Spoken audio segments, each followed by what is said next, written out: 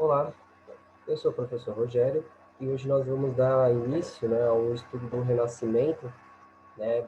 Como a gente viu, né, no final do feudalismo, hoje houve dois movimentos, né, de renascimento, teve o renascimento comercial e o renascimento urbano.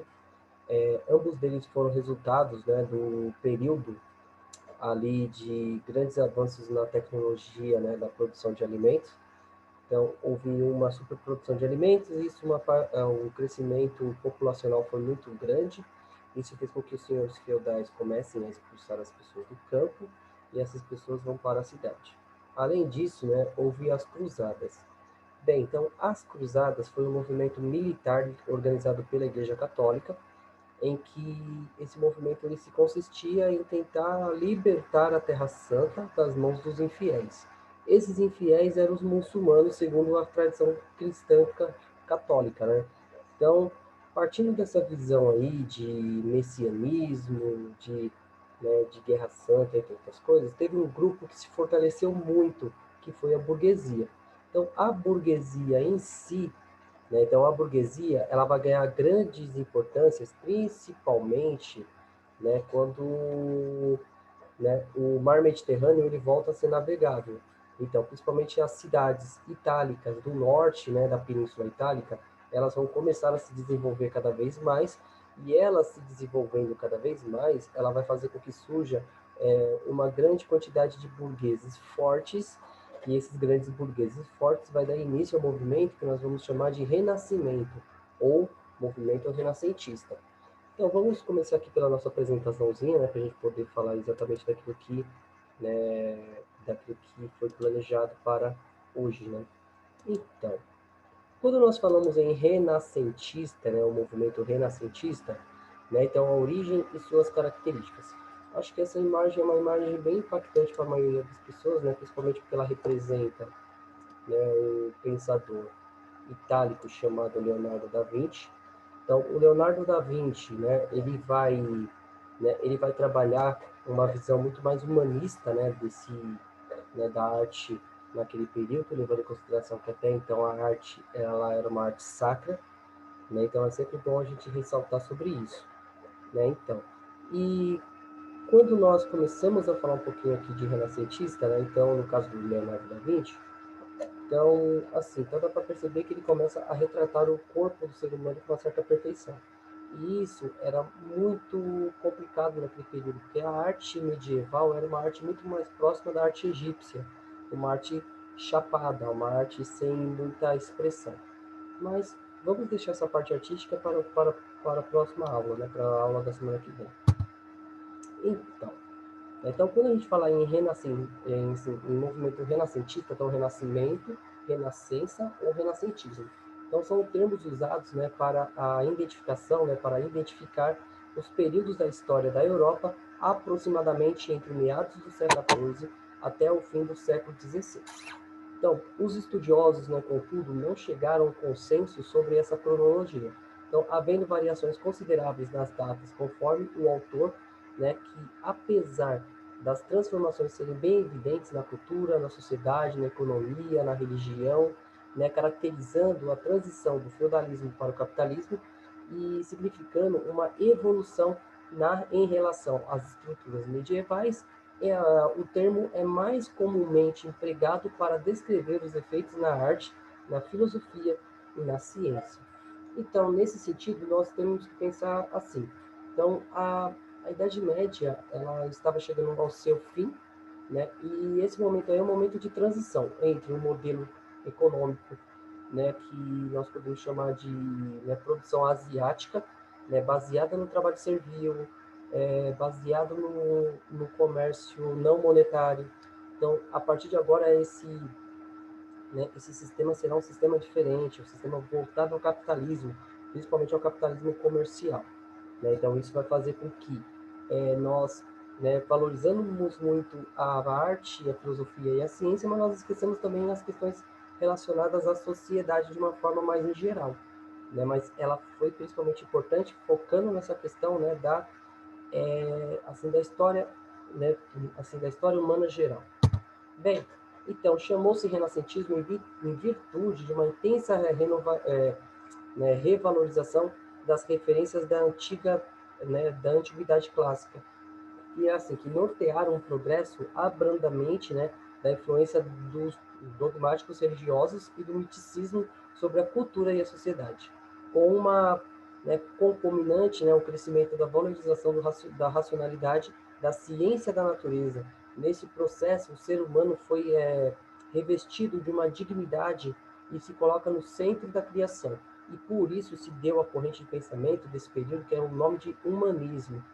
Então, nesse sentido aqui, nós temos que pensar que o o movimento renascentista, ele também pode ser chamado como, né, um movimento que ele coloca a questão, né, do antropocentrismo em questão ao teocentrismo. Então, antes do Renascimento, nós temos que pensar a humanidade como uma humanidade teocêntrica. Então, era Deus no centro do mundo das ações. Isso quer dizer que durante o Renascimento, as sociedades humanas vão negar Deus, não. Ele vai se colocar como Deus é uma figura central da questão, assim, da questão religiosa, mas, né, nós temos que pensar da seguinte forma. Então, o homem vai passar a ter esse protagonismo de ser a criatura mais importante nesse momento. Então, vai fazer com que sejamos, né, valorizados dentro dessa questão.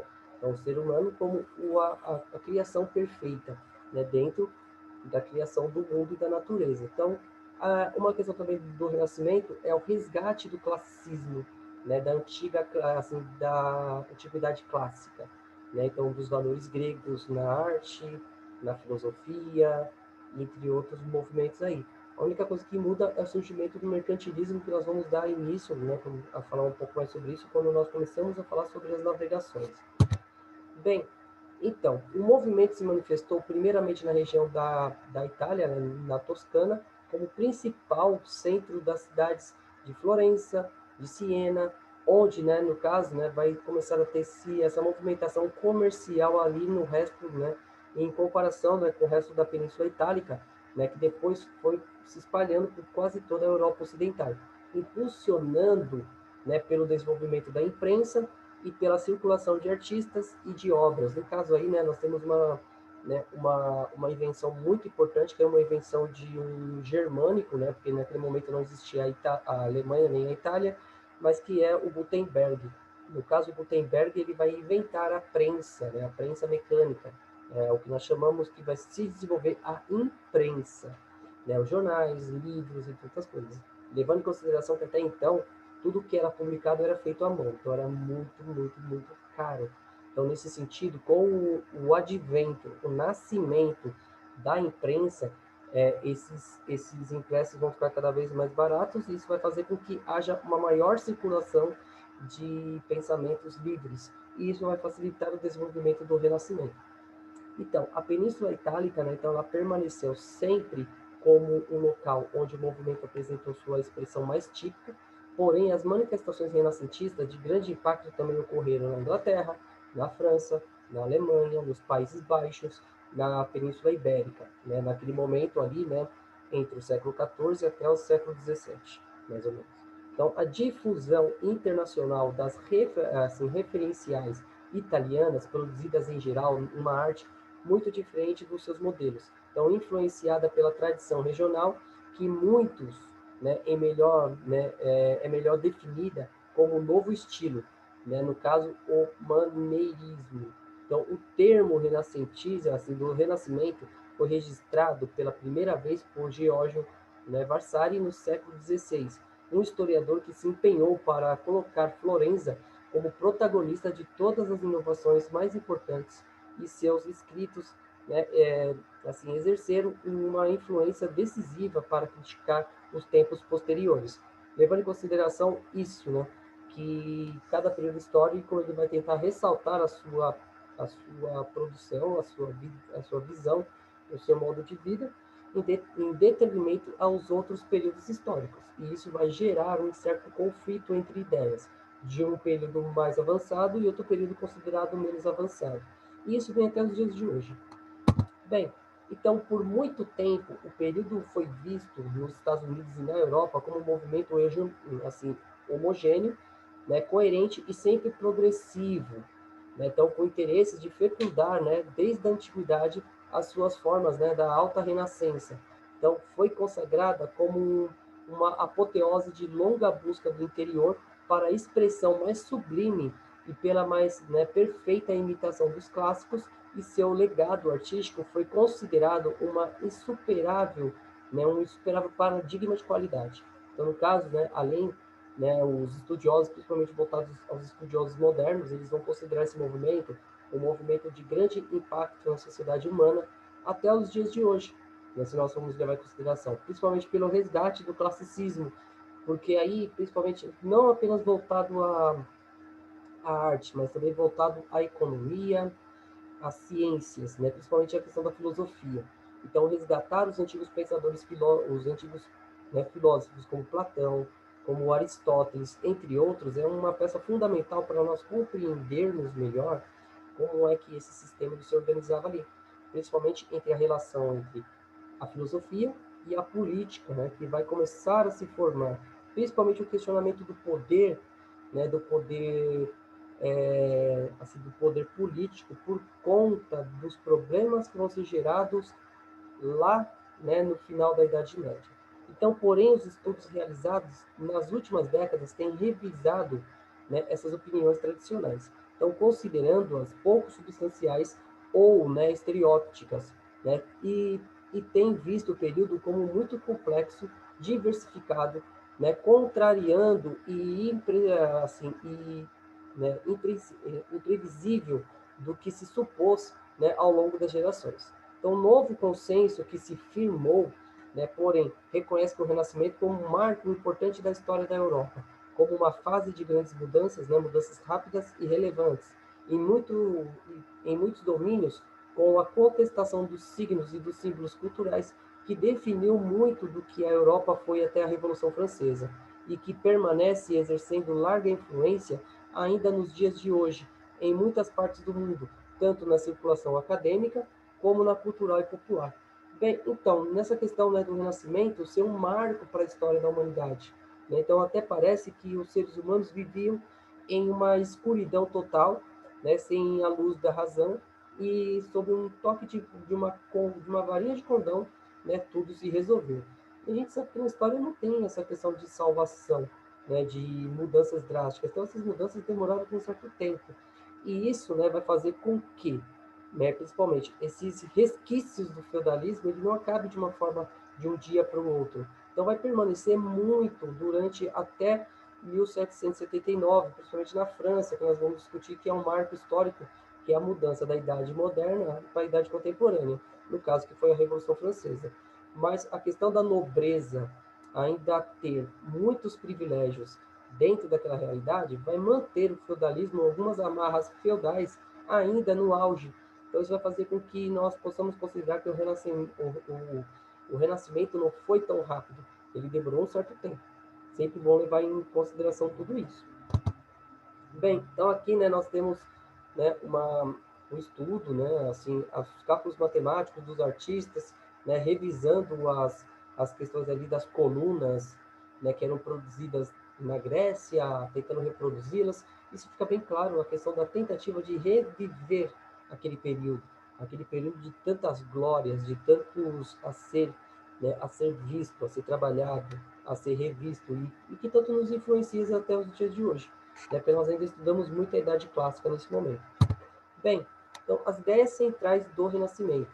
Então, o humanismo pode ser apontado como o principal valor, né, cultivado no Renascimento, né, fundamentado em conceitos que tinham uma origem remota na Idade Clássica. Então, segundo Lourenço de Cassini, uma das bases, né, do movimento renascentista foi a ideia de que o exemplo da Antiguidade Clássica constituía, né, inestimável, né? Então, modelo de excelência no qual o tempo moderno, tão decadente e indigno, poderia se mirar para reparar os estragos produzidos durante a queda do Império Romano.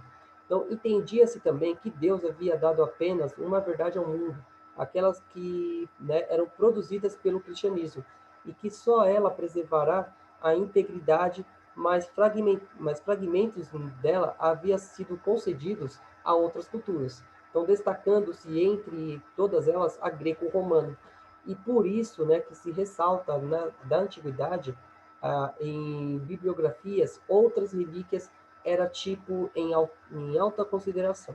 Então vai começar a ter aquela visão ufanista, né, onde a questão de que Deus, né, teria, né, dado a sua razão divina a outros povos. E os povos que mais cristalizaram essa, né, essa perfeição divina foi exatamente os gregos e os romanos, né, principalmente na tradição greco-romana, que vai, né, de uma certa forma ou de outra, né, trabalhar, né, essa visão de herança, né, que vai continuar até os dias de hoje, se nós formos levar em consideração.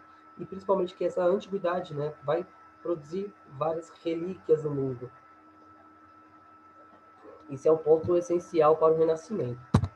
Então, aqui nós temos, né, um exemplo disso, né, o que ele vai falar sobre a questão dos poemas, dos textos que são transmitidos e transcritos uns dos outros, e como é que esses textos vão influenciar a humanidade. E principalmente depois da imprensa, quando eles começam a ser mais divulgados, como é que esses textos, né, vão colaborar para a produção de conhecimento naquele momento. Bem, então vários elementos concorreram para o renascimento da Itália, principalmente o humanismo de forma mais típica. Então, a memória das glórias do Império Romano vai ser preservada em monumentos e sobreviveria do latim como uma língua, né, viva de seus aspectos relevantes. Né? Então, as obras gramaticais, comentaristas, né, médicos, entre outros eruditos, mantinham em circulação a referência dos clássicos, né, o classicismo, e que o preparo né, de advogados, secretários, notórios e outros oficiais exigiam, em geral, o estudo da retórica e da legislação latina, por conta, né, do Código Justiniano. Então, a questão, né, da sobrevivência dos costumes, das regras, das leis, principalmente o Código Justiniano, ele serve até os dias de hoje, né, como uma base para o nosso direito moderno. Então, nós temos a herança dos romanos e elas vão sendo transmitidas até os dias de hoje, né? Então, nesse sentido, né, o Renascimento ele surge para resgatar essa glória frente, né, àquilo que seja importante para aquele momento. Então, a herança clássica nunca desaparecerá, né, inteiramente para os italianos e a Toscana está fortemente associada a ela. Mas enquanto havia sobrevivido ali esse cultivo, né, a questão do cultivo dos clássicos, ele era pobre quando comparado aos interesses gerados pelos autores antigos na França e outros países nórdicos, pelo menos até o século IX. Então, quando a moda classicista começa a declinar na França, no fim do século XIII é que ela começa a se reaquecer, né, no centro da Itália. Né? E o que parece, isso se deveu à parte da influência francesa, né? No caso, o Petrarca, de 1304 a 1374, é tradicionalmente chamado de fundador do humanismo, mas considerando a existência de vários precursores, né, dignos de notar, como o Giovanni del Vigílio de Bolonha e Albertino Massato, né, em Pádua. Né? Antes que um fundador, ele foi o primeiro grande expoente desse movimento. Então, no caso, como é que esses movimentos eles vão começar a se expandir pelo mundo? Antes, sendo um movimento perseguido, né? Então, a Idade Clássica, ela vai ser considerada em alguns locais como algo a ser combatido, principalmente pelas suas extravagâncias, né? Porque se nós formos perceber, a cultura romana e grega, ela tinha alguns elementos excessivos, né? Para a teoria, né? Ali, né? Da arte romana, né? Ou melhor, da arte cristã, que o cristianismo combatia esses excessos, os banquetes, as festas extravagantes. Então, isso vai ser um pouquinho, né, vai começar a ser colocado de lado. Só que com o crescimento do comércio, principalmente no norte da Itália, vai fazer com que essas artes sejam resgatadas e sejam revistas. Né? A mitologia, a filosofia, a arte, ela vai ser resgatada, principalmente por conta, né, da visão do corpo perfeito, a partir de uma visão da obra divina, que a obra divina nada mais é do que Deus preparou o homem, né, para que ele seja a sua própria cópia, né? E isso, né, principalmente a questão do humanismo, né, levando em consideração que o ser humano ele está no centro da criação. Então ele não é uma criatura marginalizada, ela está no centro. Então é ela que vai organizar todo esse sistema. Bem, mas para que uma filosofia? O humanismo foi também um movimento, um método de aprendizado que tinha como amplo leque de interesses. A filosofia não era o único, e talvez nem era, né, o seu predominante. Então, dava maior valor ao uso da razão individual na análise das evidências empíricas, né, ao contrário da escolástica medieval, que se limitava basicamente a consultar as autoridades do passado, principalmente Aristóteles e primeiros padres da igreja. Então, ao combater e ao debater essas diferenças entre autores e comentaristas. Então, o humanismo não descartou essas fontes. Então, e parte não assim não insignificante de sua formação, né, então deriva de bases medievais, mas passou a reexaminá-las, né, à luz da proposição das novas e da quantidade de outros textos antigos que foram, né, redescobertos. Então, no caso da filosofia grega, que ela era combatida durante o período feudal, principalmente por conta de que a Igreja Católica considerava alguns textos herégicos, né? Então, no caso, o humanismo ele vai começar a resgatar esses pensamentos filosóficos, né? Principalmente as obras, né, mais clássicas. Nós podemos ver isso principalmente num filme ou em um livro chamado O Nome da Rosa. Esse filme ele vai retratar o quê? Um período onde a filosofia ela era perseguida dentro da Igreja Católica. Então, esses livros eles eram escondidos, eles eram banidos da vista dos leitores para que não houvesse confusão, né, para que essa autoridade não fosse questionada. Então, o humanismo assim que vai pertencer assim, ao Renascimento, vai tentar resgatar essas obras, no caso, Platão, Aristóteles, Sócrates, entre outros, né, para resgatar essa luz que a filosofia colocou no homem, ou tentou resgatar no homem, né, durante o período clássico, mas que vai ser revitalizado, vai ser revisitado durante o Renascimento, principalmente aquela visão de luz da razão dentro da humanidade, que é a filosofia. Né? Então, aqui nós temos, né, algumas obras, né, alguns instrumentos, né, de navegação e de orientação celeste. Então, isso vai, né, vai contra aquelas ideias, né, centrais, né, do teocentrismo, do geocentrismo, entre outras coisas, que nós vamos discutir um pouquinho mais para frente. Bem, então, o brilhante florescimento da cultura e da ciência renascentista colocou, né, no caso, em protagonismo e seu raciocínio lógico e a sua ciência como medida, né, em árbitro da vida, né, em suas manifestações. Então, isso deu origem ao sentimento de otimismo, abrindo positivamente o homem para o novo e incentivando esse espírito de pesquisa.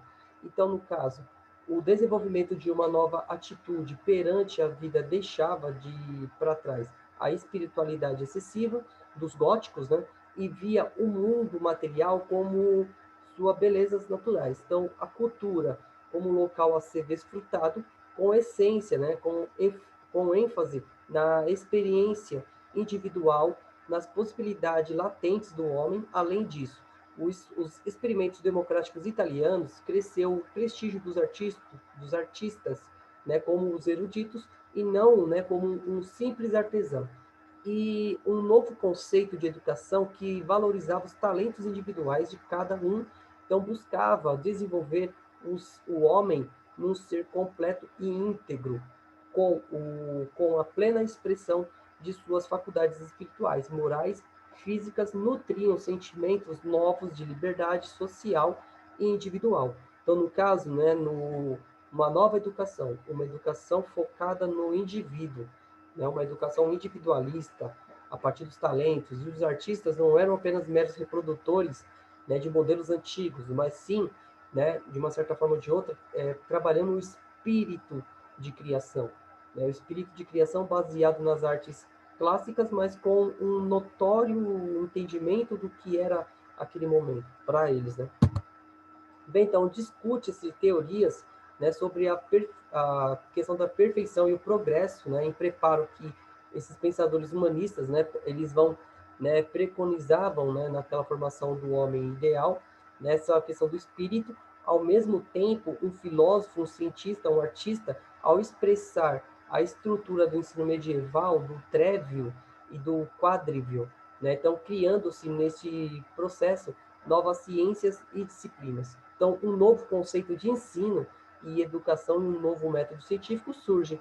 Então, nesse período, né, foram inventados diversos instrumentos científicos, foram descobertas diversas leis naturais, objetos físicos antes desconhecidos, e a própria face do planeta se modificou para os europeus depois do descobrimento das grandes navegações, levando consigo a física, a matemática, a medicina, a astronomia, a filosofia, a engenharia, né, e a filologia, né, e vários outros ramos dos saberes mais complexos, né, e a eficiência e a exatidão sem precedentes, né, cada qual contribuindo para um crescimento exponencial do conhecimento total, o que levou a se conceber a história da humanidade como uma expansão contínua e sempre para melhor. Então, nesse espírito de confiança na vida, o homem liga o Renascimento à Antiguidade Clássica e define muito do seu legado.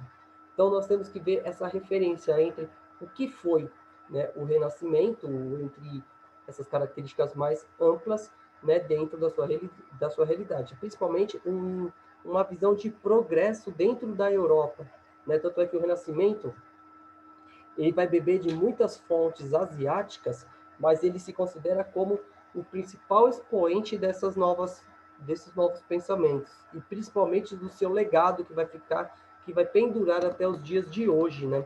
Levando em consideração tudo isso. Bem, então aqui nós temos, né, uma gravura do período de Marco Polo, né? Então quando Marco Polo ele volta, né, ali para a região da Itália com os seus produtos, que é um dos marcos também do Renascimento. Então, apesar da ideia de que o Renascimento pudesse fazer a si mesmo de um movimento, jamais poderia ser, né, uma imitação literal da cultura antiga. Então, acontecer todo sob o manto do catolicismo, cujos valores, a cosmologia, né, no caso, né, eram bem diversos, né, dos antigos paganismos. Então, assim, de certa forma, o Renascimento foi uma tentativa original e eclética de harmonização do neoplatonismo pagão com a religião pagã, de Eros com a Charitas, né? Então, junto com influências orientais, judaicas, árabes, e onde os estudos da magia, da astrologia e do oculto desempenhavam parte importante na elaboração dos sistemas das disciplinas e o aperfeiçoamento moral e espiritual em que uma nova linguagem simbólica estava surgindo. Principalmente essa visão do diálogo entre o clássico e o cristão, o pagão e o cristão, né? A questão do divino e o profano, né, dentro dessa realidade. Então, o Renascimento tem sido, né, descrito muitas vezes como uma ideia assim otimista, né, na sua documentação. Mostra que assim foi vista em seu tempo em círculos influentes, né, mas quando confrontados com a vida dos livros dos seus filósofos, sempre tiveram dificuldades para lidar com o choque entre o idealismo, né, hedônico, né, o idealismo católico, né, cristão, que propunham como uma herança natural do homem o ser a sua semelhança de Deus, né, e a dureza brutal e a tirania política das revoltas populares, das guerras, das epidemias, da pobreza e da fome endêmica, né, dentro da Europa naquele momento. Então, dos crônicos dramas, né, morais do homem comum e, né, no caso aí, e o real. No caso, né, que o Renascimento ele vai tentar sanar esses problemas, né, principalmente esses problemas mais voltadas às características humanas naquele momento, principalmente tratar os problemas, os dramas, entre outras coisas, tentando lançar luz e fazer parte, né, da vida cotidiana dos seres humanos.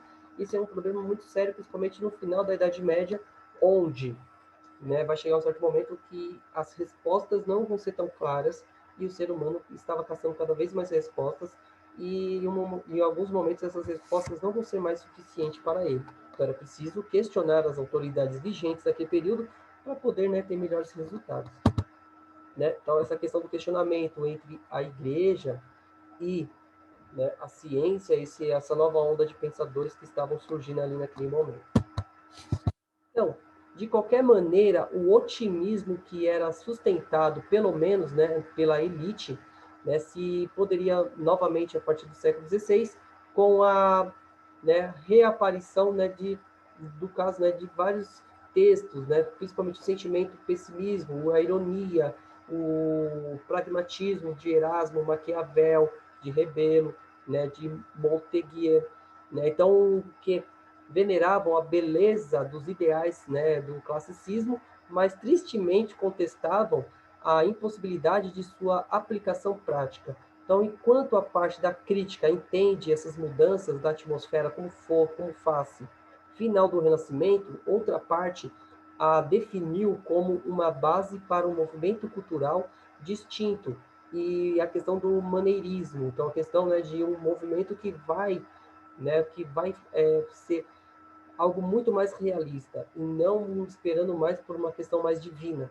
Então, uma visão de que o ser humano ele estava no centro das suas ações, e não mais esperando ser um ser pacífico, né, dentro da história, mas sim um ser ativo dentro das suas escolhas.